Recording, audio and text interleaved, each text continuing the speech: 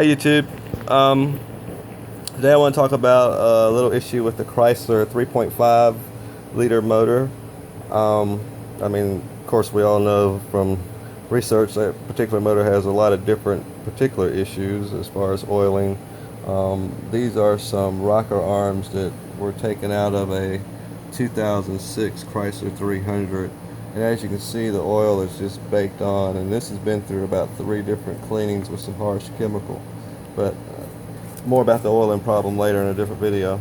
But this video is related to running problems as far as misfire, unable to diagnose a misfire problem, or there's an engine code, I can't think of it right offhand. I did a video on that earlier.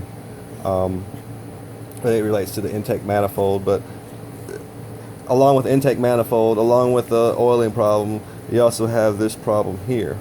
This is the rocker arm here, and what happens is these turn along the cam, and this rocks back and forth. But when you zoom in, you'll notice at the end, at the very tip of these rocker arms, you have lash adjusters. And as you see, these lash adjusters are basically move around like so, and you have them on every tip. This particular unit, 2 of them broke off and fell down into the motor, and that caused all type of issue there. But I have seen them where they broke off and they didn't cause, the major issue as far as stopping the motor, but it did cause issue as far as the way the motor would run. It wouldn't fire correctly. On this unit, you have 2 valves per cylinder, so you got intake, intake, intake, intake, intake, intake, and over here you got 2 exhaust, 2 exhaust, 2 exhaust. So if you look here, you'll notice that this has a tip on it, this one doesn't. So when this thing is running, especially at idle, it's not going to be putting that much pressure onto the valve. So it's not going to open the valve up fully enough so that it can get enough gas and air into the cylinder for combustion. The reason this particular unit uses 2 valves per cylinder is so that you can get, enough air into the cylinder.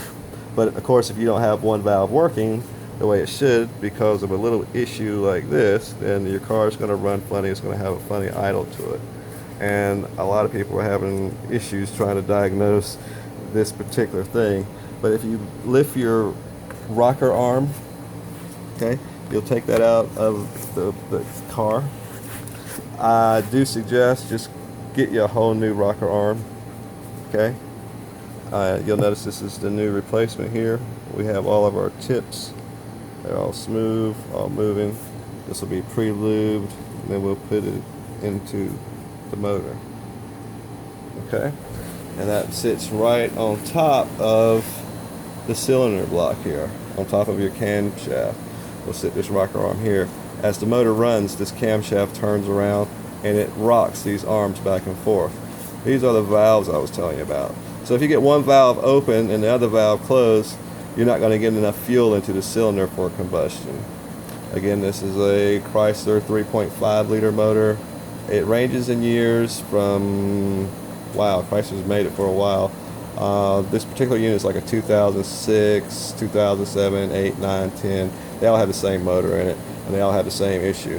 So if you run into that, take a look at that, pull your rocker arms off, and it's not very hard to do that. This motor is being built, so that's why I decided to make the video. But if it's in your car, you could actually just pull this rocker arm off without having to disconnect the timing components and everything else. However, if you do see damage in your springs or your valves, then it's advisable to pull the head, service the head, put in new valves, new springs, new keepers, and new valve stem seals. Till next time, if you have any comments, post, subscribe, anything you want to know in particular, send me a shout and I'll see if I can accommodate your request.